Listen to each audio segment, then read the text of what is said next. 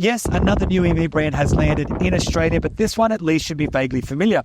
This is Smart, which is back on our shores with this, an all-electric small SUV called the #1, which will be joining an influx of new EVs over the coming weeks and months. But this one, the brand says, has an important difference. You see, it's 50% owned by Geely of China and 50% owned by Mercedes-Benz in Germany, which should mean, theoretically at least, German design blended with sharpish Chinese pricing and pretty good tech, all of which sounds like a winning combination. So let's go put the #1 to the test to find out.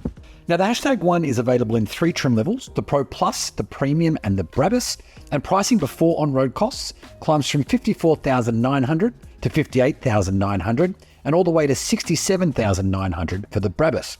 Now, Brabus, by the way, is a lesser-known Mercedes-Benz tuning arm, a bit like AMG, which should give you some idea of just what to expect of the performance badge models. Anyway, the pricing is good enough to undercut key rivals like the Volvo EX30 and BMW iX1. It's also drastically less than the Mercedes-Benz EQA 250. Also firmly in the Smart's favour is that there isn't a cheap-feeling model among them, with even the Pro Plus models feeling properly well-equipped and premium. Entry-level cars score 19-inch alloys, a panoramic roof, LED lighting, a powered tailgate, and a 12.8-inch central screen with wireless Apple CarPlay and Android Auto, and a 9.2-inch digital dashboard. There's wireless device charging and a decent stereo too.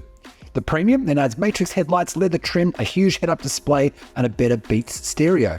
While the Brabus scores a unique interior and exterior treatment, better suspension, and a launch control function. There is an impossibly pretty model in Smart's new lineup, but the #1 ain't it. While the #3, which is also just launched, is a sleek-looking coupe-style SUV, the #1 is a top-heavy feeling small SUV that just doesn't shine from every angle.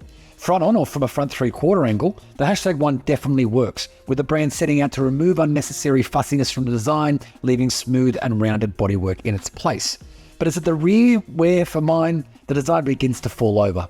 From that angle, the #1 looks skinny and a bit top-heavy, especially when wearing the red hat of the Brabus model. Inside though, the #1 kicks all sorts of goals, presenting as a properly premium-feeling EV space that's swimming with technology and lovely cabin materials. And I particularly love the letterbox-style digital dash that replaces the traditional dashboard. It's not distracting or overbearing like it can get with some twin-screen setups, but it clearly shows you the key driving stuff you need when you're on the road. The Smart #1 measures just under 4.3 metres in length, just over 1.8 metres in width, and around 1.6 metres in height, and it rides on a 2.75 metre wheelbase. And the perk of the Smart's EV powertrain, the brand says, is a Mercedes-Benz E-Class level of space in the back seat, despite the #1's diminutive footprint. It's a big claim though, and while I didn't break out the tape measure myself, I can say that the backseat feels plenty generous, and because the rear pew slides forwards or backwards by 15 centimetres, you can choose whether you want more legroom or more luggage space. Speaking of which, pop the auto opening boot by hitting the A in the Smart lettering, by the way, which I couldn't figure out without help, and you'll find 323 litres of space with the backseat as far as it goes, growing to around 411 litres with it pushed all the way forward, and there's also a 15-litre front.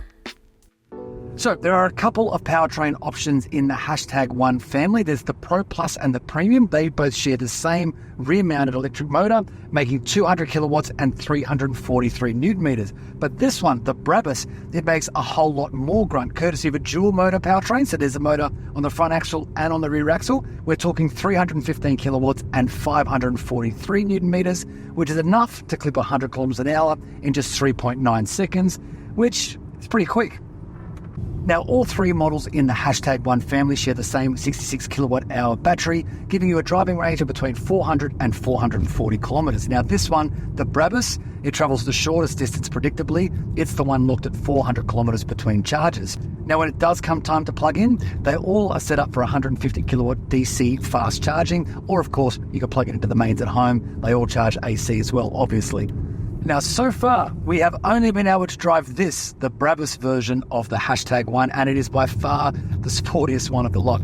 Not only does it create a nuclear weapon's worth of power, especially for a car this big, but it also has its own suspension system, so it doesn't ride exactly the same as the others either.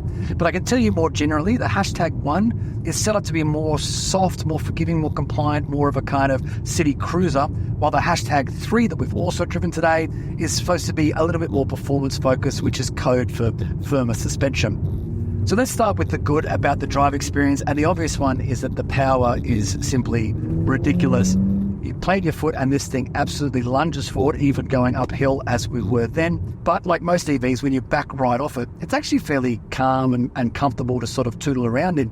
It's not like an old ICE engine performance vehicle where you're constantly assaulted by the exhaust and a really overreactive accelerator. This one you can just kind of cruise around in as we're doing now. And we are in its sportiest mode, the Brabus mode, which activates that fake engine noise you can probably hear in the background. In its other modes, it's even quieter and more compliant still. I mean, honestly, the acceleration is something else. It is amazing what they've been able to unlock in electric cars. The downsides: if it doesn't feel like a true performance car when you're just tooling around, and that is of course a pro, the con version of that is it also doesn't feel entirely like one when you're going around corners. It has that sort of point and shoot mentality of most EVs that is just lacking in a little bit of engagement. But also, even in this Brabus, which has the sportiest suspension, there's still a bit of roll in what is a pretty heavy vehicle. But let none of that take away from the fact that the power is properly ridiculous. If you plant your foot, you are genuinely thrown back in your seat as this thing just pounces forward. It's something that I don't think I'd get sick of in a hurry. Now, a couple of important caveats here. We have not spent that long behind the wheel of this car today, nor have we thrown it at any really, truly challenging roads. So for a proper all-inclusive review of what this vehicle's like, you're going to have to wait till we get it through the CarsGuide office.